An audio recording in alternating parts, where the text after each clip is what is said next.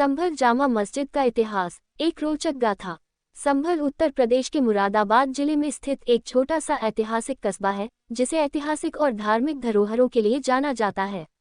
इस कस्बे की प्रमुख पहचान है संभल जामा मस्जिद, जो केवल एक धार्मिक स्थल नहीं बल्कि इतिहास, वास्तुकला और सांस्कृतिक एकता का प्रतीक भी है।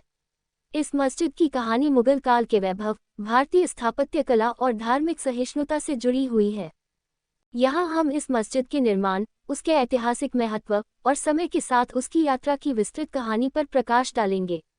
निर्माण की कहानी। वास्तुकला का चमत्कार। संभल जामा मस्जिद का निर्माण 17वीं शताब्दी में हुआ।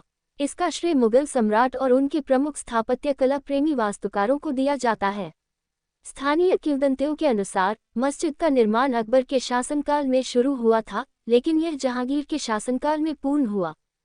मस्जिद का निर्माण कारीगरों और मजदूरों की समर्पित मेहनत का परिणाम है। कहा जाता है कि मस्जिद के निर्माण में ईंटों और पत्थरों का उपयोग किया गया, जो आसपास के क्षेत्रों से लाए गए थे। मस्जिद की प्रमुख विशेषता है इसकी ऊंची मीनारें, विशाल आंगन और खूबसूरत मेहराब। इस मस्जिद की दीवारों पर की गई नक्काशी भारतीय और फारसी कला का सुंदर मेल है। मेहराब और गुंबद पर की गई जटिल नक्काशी और कुरान की आयतें इसकी धार्मिक और सांस्कृतिक गहराई को दर्शाती हैं। धार्मिक सौहार्द और सामाजिक एकता का प्रतीक। संभल जामा मस्जिद केवल एक धार्मिक स्थल नहीं थी, बल्कि ये सामाजिक समरसता का केंद्र भी थी। मुगल काल में यह मस्जिद न केवल नमाज पढ़ने का स्थान थी, बल्कि यह विद्वानों, सूफी संतों और स्थानीय लोगों के संवाद और मेलजोल का केंद्र भी थी। कहते हैं कि मस्जिद के निर्माण में हिंदू और मुस्लिम दोनों समुदायों ने मिलकर योगदान दिया। हिंदू कारीगरों ने मस्जिद की स्थापत्य कला में अपनी विशिष्ट छाप छोड़ी, जबकि मुस्लिम कारीगरों ने कुरान की आयतों की सुंदर नक्काशी की। मुगल काल से आज तक समय की यात्रा। मुगल काल के बाद संभल जामा मस्जिद ने विभिन्न शासनों और समय के बदलावों को देखा।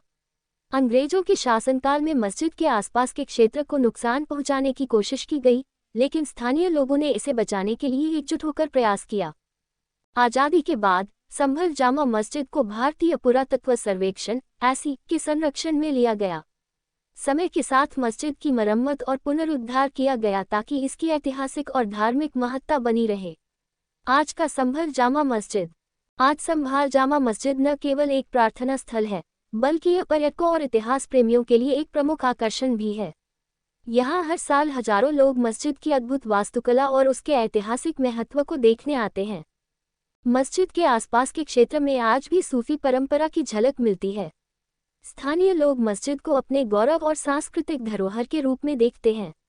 संभल जामा मस्जिद। अंदर का जादुई संसार। संभल जामा मस्जिद का बाहरी स्वरूप जितना भव्य है, उसका आंतरिक दृश्य उतना ही अद्भुत और रहस्यमय है। मस्जिद का हर कोना मुगल काल की वास्तुकला, सूफी परंपरा और इस्लामिक धार्मिकता की झलक दिखाता है। यह न केवल एक धार्मिक स्थल है, बल्कि यह कला और संस्कृति का संग्रहालय भी है। मस्जिद के अंदर का अनुभव इसे और भी खास और आकर्षक बनाता है। 1. मुख्य प्रार्थना कक्ष नमाज हॉल। मस्जिद के अंदर प्रवेश करते ही सबसे पहला आकर्षण मुख्य प्रार्थना कक्ष है। यह विशाल हॉल सुंदर मेहराबों और खंभों से सुसज्जित है, जो इस्लामिक और भारतीय वास्तुकला का अनूठा मिश्रण प्रस्तुत करते हैं। मीनारों की छाया। इस प्रार्थना कक्ष की छत से लटकते खूबसूरत झूमर इसे रोशन करते हैं। इन झूमरों का डिजाइन फारसी और भारतीय कला का बेहतरीन उदाहरण है। मेहराब प्रार्थना दिशा। दीवार में बना मेहराब मक्का की ओर इशारा करता है। ये कुरान की आयतों और जटिल नक्काशी से सजाया गया है। इसके चारों ओर सोने और चांदी के रंगों की बारीक कारीगरी है, जो इसे और भी भव्य बनाती है। कालीन और सजावट। हॉल में बिछाए गए रंगीन और नर्म कालीन, जो संभवतः फारस या कश्मीर से लाए गए होंगे, नमाज अदा करने वालों के लिए आरामदायक वातावरण प्रदान करते हैं। 2. गुंबद की छटा। मस्जिद का मुख्य गुंबद अंदर से उतना ही आकर्षक है जितना बाहर से। इसकी अंदरूनी सतह पर सुंदर पेंटिंग और कुरान की आयतें लिखी गई हैं। गुंबद का अद्भुत डिजाइन। कहा जाता है कि इसे इस तरह डिजाइन किया गया है कि अगर कोई इसके नीचे खड़ा होकर बात करे तो उसकी आवाज गूंजती है। इसे मुगल वास्तुकारों ने इस्लामिक परंपराओं और विज्ञान को ध्यान में रखकर तैयार किया था। आकाश के तारों की झलक। गुंबद के अंदर की सजावट में सुनहरे और नीले रंग का इस्तेमाल किया गया है, जिससे ऐसा लगता है जैसे आप रात के आकाश के नीचे खड़े हैं। 3. कुरान शरीफ और ऐतिहासिक पांडुलिपियाँ। मस्जिद के अंदर एक विशेष कक्ष है जहां कुरान शरीफ की पुरानी प्रतियां और ऐतिहासिक दस्तावेज संरक्षित हैं। कुरान का संग्रह, यहाँ रखे गए कुरान के संस्करणों को हाथ से लिखा गया है। इन पांडुलिपियों की साज सज्जा में सोने और चांदी का उपयोग हुआ है। दुर्लभ किताबें, इसमें कुछ ऐसी किताबें भी हैं जिन्हें मुगल शासकों ने खुद लिखा या संग्रहित किया था। संतों की स्मृतियां, सूफी संतों द्वारा लिखे गए शेर और धार्मिक ग्रंथ भी यहाँ देखने को मिलते हैं। 4. अंदरूनी नक्काशी और चित्रकारी। मस्जिद की दीवारें और खंभे जटिल नक्काशी और चित्रकारी से सुसज्जित है। इस्लामिक ज्यामिति, दीवारों पर ज्यामितीय डिजाइन, पुष्प पैटर्न और कुरान की आयतें हैं। इनमें इस्लामिक कला की गहराई और सुंदरता झलकती है। फारसी कला का स्पर्श, दीवारों पर फारसी शैली में की गई चित्रकारी और मिनिएचर आर्ट से एक अनोखा सौंदर्य प्रदान करती है। मोज़ेक और पत्थर की कारीगरी, मस्जिद के फर्श और दीवारों पर संगमरमर और रंगीन पत्थरों से बना मोज़ेक कला का अद्भुत उदाहरण मिलता है।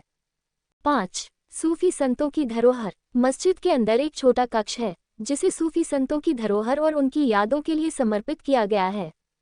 चादरें और पवित्र वस्त्र, यहाँ सूफी संतों द्वारा उपयोग की गई चादरें और अन्य वस्त्र रखे गए हैं। प्रार्थना स्थल, इस कक्ष को सूफी संगीत और जिक्र, धार्मिक प्रार्थना के लिए भी उपयोग किया जाता है। संतों के वचन, दीवारों पर सूफी संतों के कहे गए वचन और उनकी कविताएं लिखी गई हैं। 6. वुज़ू का क्षेत्र, अभिषेक स्थान। नमाज से पहले वुज़ू, अभिषेक करना इस्लामिक परंपरा का हिस्सा है। मस्जिद के अंदर वुज़ू के लिए एक विशेष स्थान बनाया गया है। फव्वारे और पानी की व्यवस्था, यहाँ बीच में एक सुंदर फव्वारा है जिसके चारों ओर पानी की टंकियां हैं। सफाई और पवित्रता, इस स्थान को अत्यंत पवित्र और साफ रखा जाता है। 7. मुख्य मीनारें और छत का दृश्य। मस्जिद की ऊंची मीनारें न केवल बाहर से देखने में सुंदर हैं, बल्कि इनके अंदर सीढ़ियां भी हैं जो छत तक जाती हैं। छत से दृश्य, मस्जिद की छत से पूरा संभाल कस्बा और आसपास की हरियाली का नज़ारा किया जा सकता है। अजान का स्थान, मीनारों से मुअज्जिन अजान देने वाला अजान देता है जिसकी गूंज पूरे इलाके में सुनाई देती है। 8. मस्जिद का आंगन और सामुदायिक गतिविधियां। मस्जिद के आंगन में एक बड़ा खुला क्षेत्र है जहां सामूहिक प्रार्थना और सामाजिक गतिविधियां आयोजित की जाती हैं। ईद और अन्य त्योहार, यहाँ ईद, रमजान और अन्य इस्लामिक त्योहारों पर बड़ी संख्या में लोग इकट्ठा होते हैं। चौपाल की तरह उपयोग, पुराने समय में ये क्षेत्र सामाजिक चर्चा और विवाद सुलझाने का केंद्र भी था। निष्कर्ष, एक आध्यात्मिक और ऐतिहासिक अनुभव। संभल जामा मस्जिद का अंदरूनी भाग इसकी बाहरी सुंदरता से भी अधिक अद्भुत है। इसकी वास्तुकला, सजावट और धार्मिक वस्त्र इसे न केवल एक इबादतगाह बनाते हैं बल्कि एक सांस्कृतिक खजाना भी। मस्जिद का आंतरिक वातावरण शांति और आध्यात्मिकता से भरा हुआ है जो हर आगंतुक को अपनी ओर आकर्षित करता है। यह मस्जिद सिर्फ ईंट पत्थर से बनी इमारत नहीं है, बल्कि ये कला, संस्कृति और धर्म का जीता जागता उदाहरण है जो आने वाले समय तक अपनी कहानी सुनाती रहेगी।